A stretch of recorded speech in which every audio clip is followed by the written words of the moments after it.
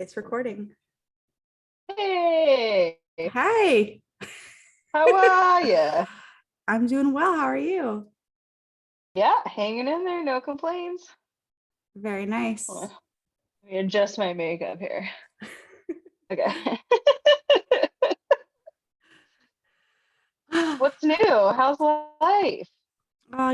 Just here living the dream. How's life for you? How's, yeah, no complaints, doing the things. I did a perm today. That was pretty epic. Very nice. Very nice. Oh, Do you do a lot of perms? I do. They're so in Really? trend right now. Yeah, they're so in Really? trend. Oh yeah. Well, and Dang. look at me. I'm a walking like 80s mullet. So of course people are like, hey, if she can do that to her hair, then she can do that to my hair, right? But your hair And is then I go, naturally curly though. not the extension. Oh, dang. Mhm. I think you told me that you permed them, or I think I may have Yep. saw that on your social media Mm, somewhere. yep. So yeah, so that was Well, my big day. That was a big 3 hour chunk out of the day. oh So wow. I got a mhm. perm done when I was like 12, and then because my hair was never curly before that, I had a perm Yeah. done when I was 12, and then my hair was curly, like super curly for the rest of my life until I had my first son.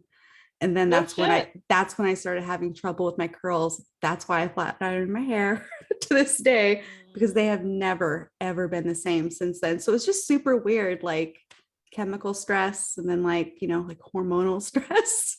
Oh my gosh, absolutely. Yeah, changes But so much. yeah, What's how's new with your you? How's the ah kids? crazy, Yeah. insane, and Sorry, are you nuts? okay talking about the kids?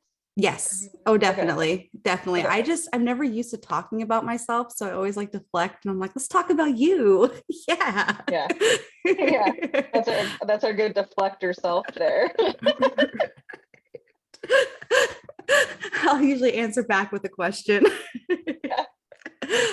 But no, I'm a mom. I have two children, a 2-year-old and an 8-year-old. They're both boys and they are insane. No, they're badass. Yeah, they're good boys. I think I'm lucky. Like I think I'm lucky. I complain a lot and I say things to them that I never thought that I would ever like. I say things that I never thought I would have to say, or like yell at them for things I never thought I would have to yell at anybody for. But they're fun. They keep it interesting. Absolutely. Well, how's your plans for Mexico? How's that going? They're coming along, coming a little bit more along. Um, I think we're actually going to, Matt and I were talking this weekend, and I think we're actually going to attempt to run it all the way through to not come back. So Oh, like to leave Mexico like Thursday, potentially even Friday, and then just head straight to the Chiapas from there. oh, okay. Because you were thinking about stopping back at the apartment first, right? Like Hmm. home Hmm. first. Yeah, Yeah. I remember you telling me that. Um, My cat's in the so I room was with thinking me, like, so I no, I love it. apologize. I love it. No, I think You it's great. guys might Yeah, get to so see him. I did. Yeah, he was in there earlier. Yeah, he's nuts. He'll jump up at any moment. Uh-oh. What's your cat's name? His name is Zion, like the national park.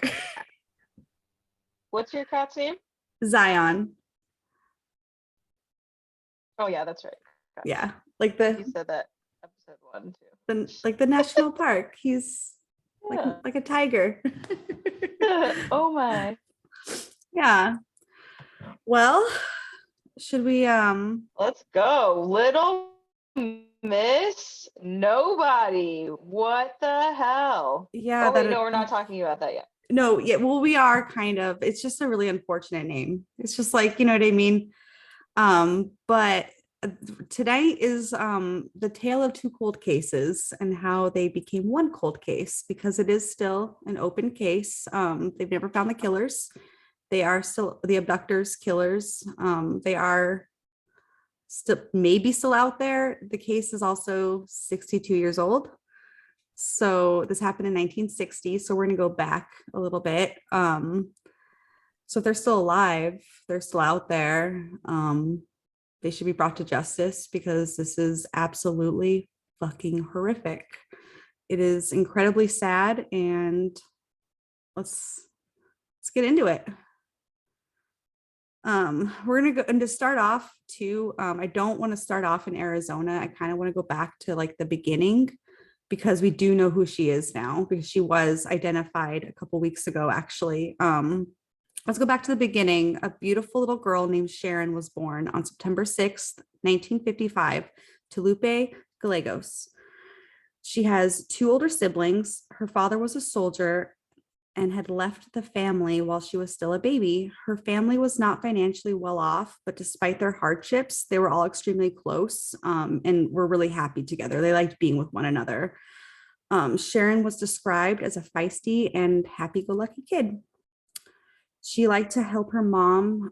One thing that was said about her was that she liked to do chores for her mom, like little errands. She'd go to the store for her, get like little groceries here and there, like some milk and bread. She'd also do like small chores around the house.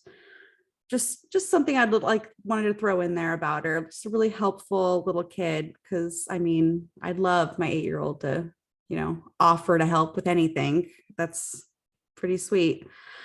So now we're going to get kind of into what kind of happened. So she was born in 1955. We're going to jump to 1960. Leading up to her abduction, leading up to her abduction, it was stated that investigators believed that she was basically being stalked. They were, scoping out her house. I think it was July 17th. Let me check my notes. July 17th, after a church service, Lupe and her children, and Sharon was one of them, had been to, some of the churchgoers were approached by a man and woman asking questions about the mom and Sharon. It's just kind of weird. No one said anything until after, unfortunately, she went missing. It was also said that July 19th, 1960, the same woman was going around knocking on neighbors' doors, asking questions about the mom's financial situation, asking questions like if they're home, and just like what sizes are the little girl, just like really personal, like weird questions. And I guess like she told the neighbors that she just wanted to help out. I don't know. To me, that's a red flag and weird, but it's also 1960. So maybe a different mindset. And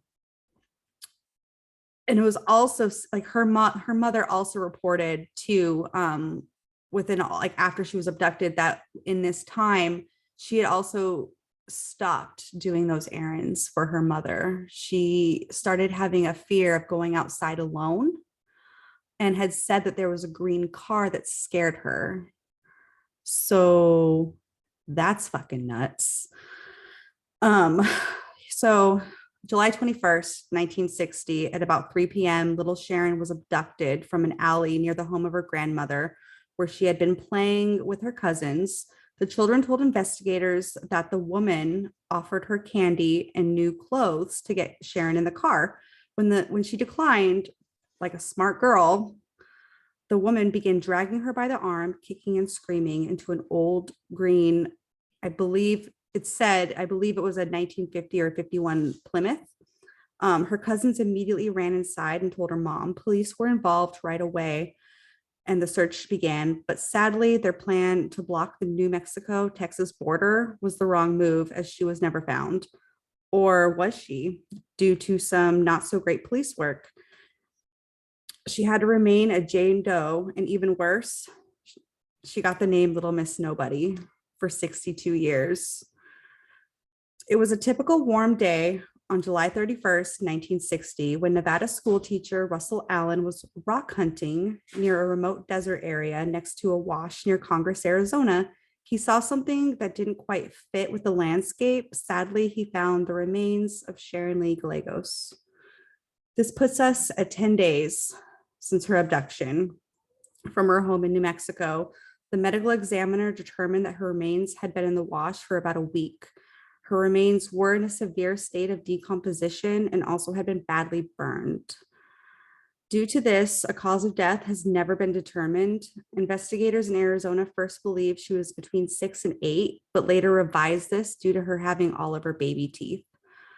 Multiple leads for who this little girl was came in, even the theory from New Mexico police that this could be Sharon, but the investigators here did not believe this was her. The residents in the nearby town of Prescott raised money and donated flowers to have a funeral for her, and unfortunately was given the horrible name of Little Miss Nobody.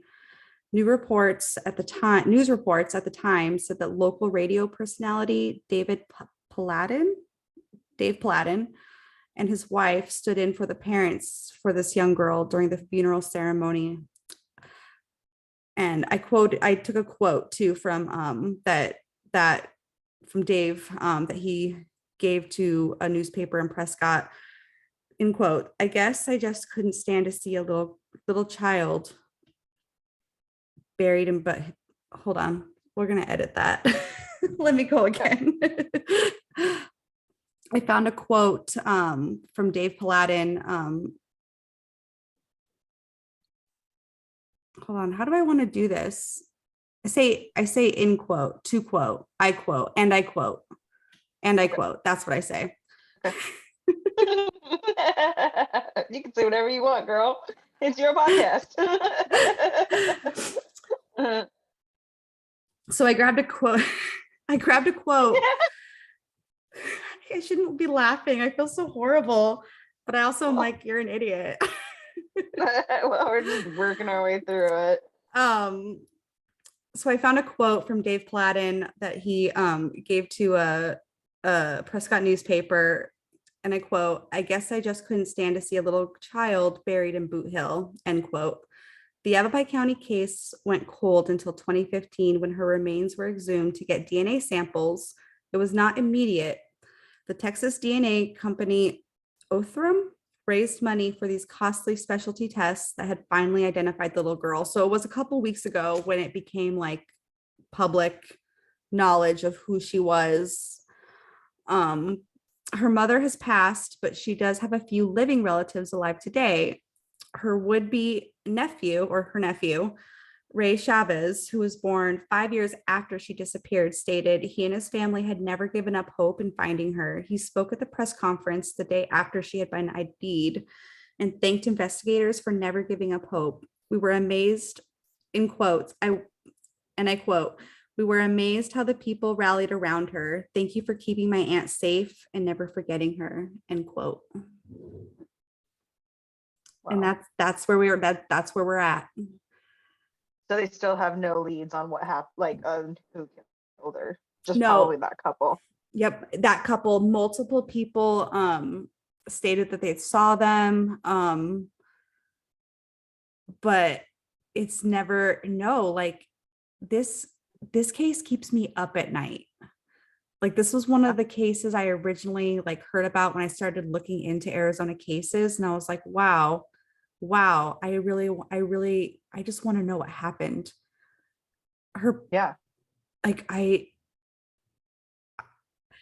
There's a lot of other podcasts out there prior that have covered this case, and they do go into detail about with her medical report and all of that. And it is very gruesome. It is very sad. Like I said, this case has kept me up at night. It has put a pit in my stomach. It makes my stomach hurt. Like I can't even begin with the evil that these people are. It was a man and a woman. And I read reports too, saying that there were other children in the car when she was taken.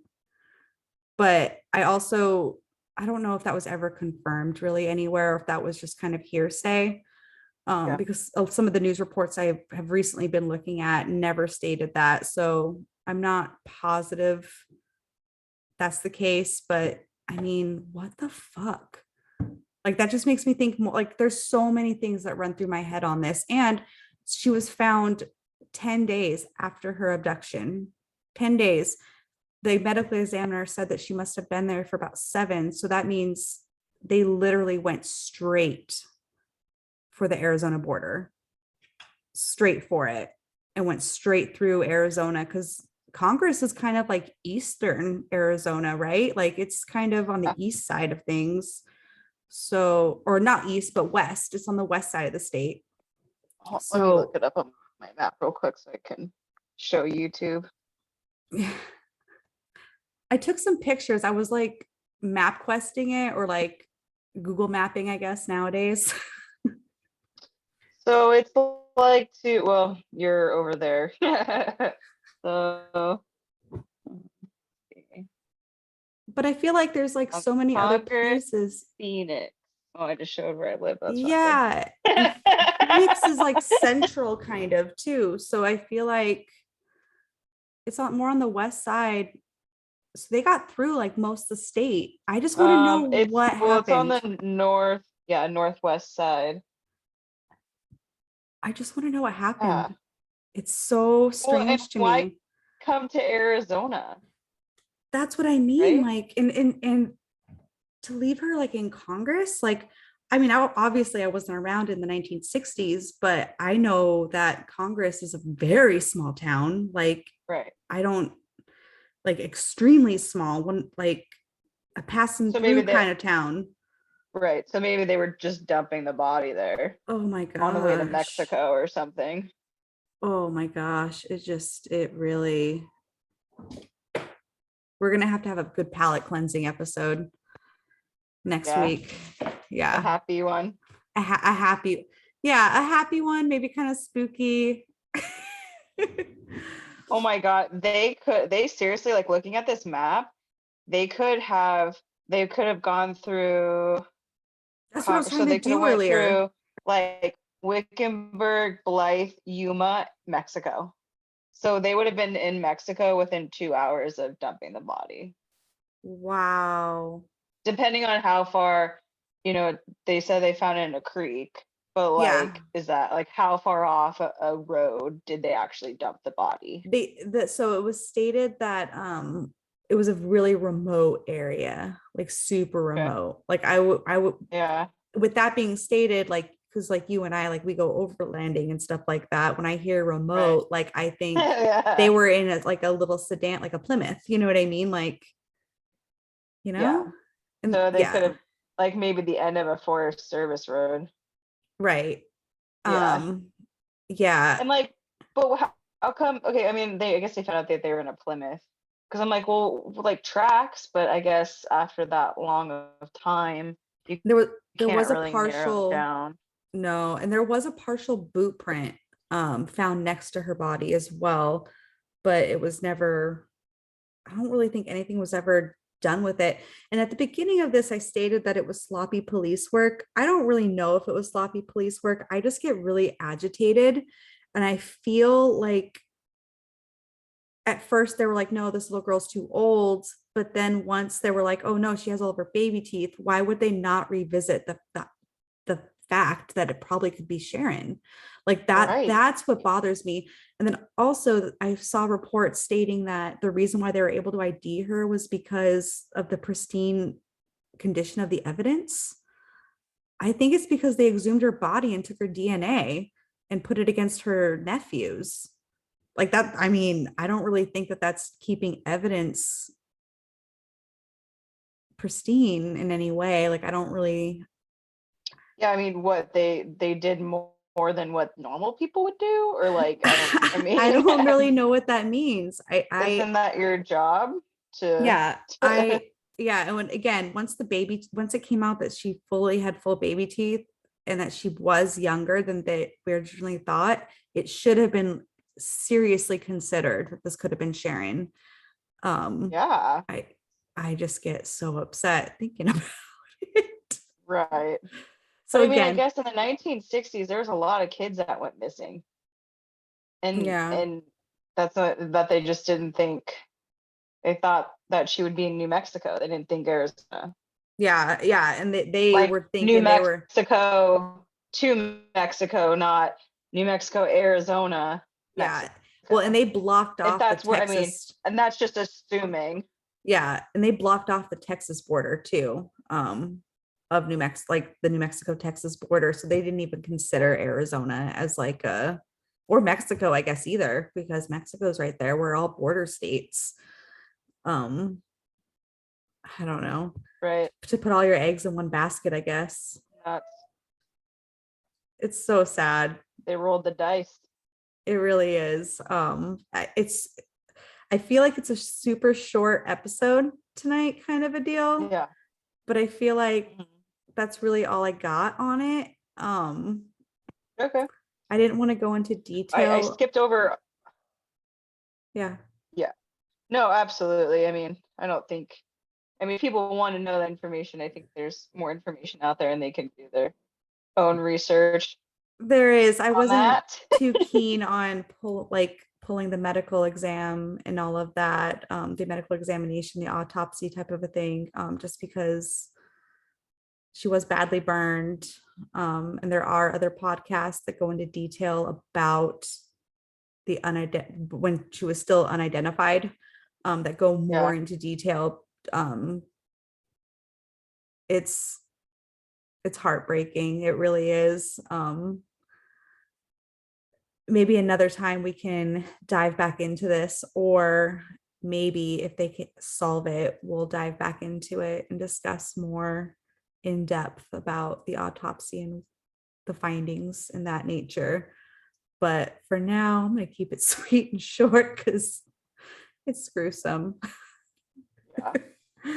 It is. Well, before we got into Sharon Lee Gallegos, I skipped over on our agenda. I skipped over. Oh, So let's do the section of the recent Arizona true crimes, and I'll edit it to put that before okay. episode.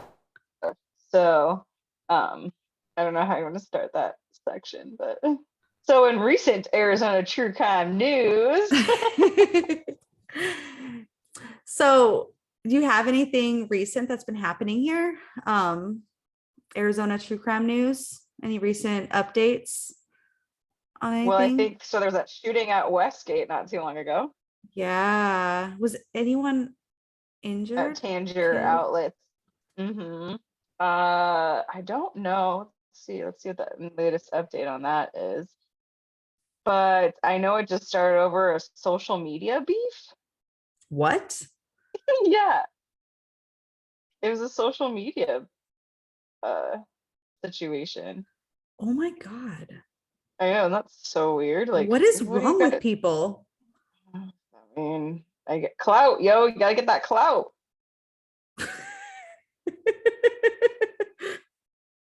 Westgate. What is wrong with people? Westgate shooting Snapchat story? No, I don't even think I can watch. I don't even think I can do that. Can't, can't. Oh. Yeah, so that's happening. And then I think while I looked that up, you found some information on a search for, they're doing another search for Daniel. Yes. I think it's a Saturday, April 2nd. They're doing another search. Go to the website if you want to help, or donate money to help fund it. Go to the website, pleasehelpfinddaniel.com. Find out how you can volunteer. I think if they're meeting at like 7:30, I think, or 8:30, and then there's like a 7:30, like a safety class that you have to Oh, take if you want to go out there and search for them. I guess it's that remote. wow. They want you to go through like a little training course first, which I don't know. It's Well, and just if you find anything to preserve the evidence, I'm sure too. I mean, let's hope, that would be discussed. But, with that case, I mean, as everybody heard in episode 1, obviously, MFers don't care about that kind of stuff. mm. Okay, so I found 4 shot, including 3 kids. What? Oh, for the Westgate shootings? Mm-hmm. All over. 4-year-old boy, 27-year-old mom, 17-year-old, and a 15-year-old. Dude, that's so Mm-hmm. sad. A 4-year-old? Yep. That's heartbreaking. So we'll have to do some more digging and maybe see what up with that. Yeah. I also found this case that I was looking at. I found this case about this one wife who just like randomly shot her husband like 5 years ago. I saw a video on it. Just like supposedly just mental health, just snapped and shot her husband. Yeah. Dang. So I saw that and I'm like, oh, I need to find out more about this. Yeah. Wow. That's Um, crazy. that's nuts. I have a theory. I have a theory. There's two different types of killers. I'm like two different Okay. types of killers. Two. um, the first kind, serial killer, right? And I think Mhm. a serial killer can look, it looks different on different people too. I think like nowadays we see a lot of like mass shootings and things like that. I still like to bucket that underneath a serial killer. Then I think we have people who literally go through a psychotic break. And those are the ones I feel like who, unless you're like a black widow or something like that, I feel like those are the ones that freak out and like kill their friend or whatever, or over a dispute. Like they just see red. And I'm not saying that's okay. There's never an excuse to ever murder anybody. Um, I just think some people may For have, violence. yeah. And just, maybe a few Easter eggs of what makes a serial killer. And then it's just that psychotic break, man. Like you can't take it. You've been put in a spot and there's no coming down, I can't imagine ever feeling like that or being in a situation like that. But I also feel like sadly, some of these people probably feel the same way. Yeah. I don't know. I don't know. And I may change my mind about that tomorrow. But It's a good theory for tonight. yeah, that's my theory on it. Cause I just feel, because you always hear those cases like he was the nicest guy or she was the nicest girl. Like they never would hurt a fly. Like I can't even imagine that, And then all of a sudden, the guy kills his whole family. So like, Right? and then like regrets it, is so sad, you know what I mean? And again, monsters. I'm not saying it's okay at all. Monsters. We're gonna be covering some assholes like that. But seriously, like sometimes it really is just a psychotic break. But then you also have like, no, a serial killer is a serial killer, and it can get gray, guys. It can get gray because a lot of serial killers like to masquerade like they're just, a family man or a family woman, and that's not always the case. But yeah, there are two types of killers out there. That's my theory. Man, oh man. Yeah. Well, I guess that's a wrap up All of right. Sharon Gallegos and recent current events. So next week I will be in Baja, right? No, Yeah. one more week. Just kidding. So what do you Oh, want to do for what's happening next week? Right? well, next week, so for a little fun and a little palate cleansing, once a month, I think I want to do a spooky episode. Something that's, Cool. it might contain some murder, it might contain some true crime, but also is just downright spooky time. And Arizona, we have no shortage of ghosts. And I'm kind of like, I know next week that I'm going to be covering the Phoenix Lights, but I'm thinking like I want to cover like Tombstone, like the whole like Wyatt Earp and like, his brothers and that kind of stuff, like the movie Tombstone. But I want to cover like what really happened and like I think that would be a really fun thing to cover. And Tombstone is supposed to like haunted. So maybe we can talk about some ghost stories or some like see if anyone out there has any fun stories they want to fill us in on. Um, and yeah, Superstition Mountains is one. And I think you went camping recently with someone who does a lot of hiking out at Superstition. Yeah. Um, yeah, Jerry, Arizona, right? hmm hmm Check out his Yeah. Instagram, Yeah. guys. Yep. It was cool. Yeah. Right. It was cool, and his YouTube channel. Oh yeah, and his It YouTube was cool channel. too. Yeah. it was cool to like talk to him and get to see his perspective on the superstitions. And he didn't have any spooky stories, but he definitely had some good like trail. He did say that sometimes you're out there and you just feel like you're in like you just feel like you're lost, even though you know where you are, just because of the rock formations.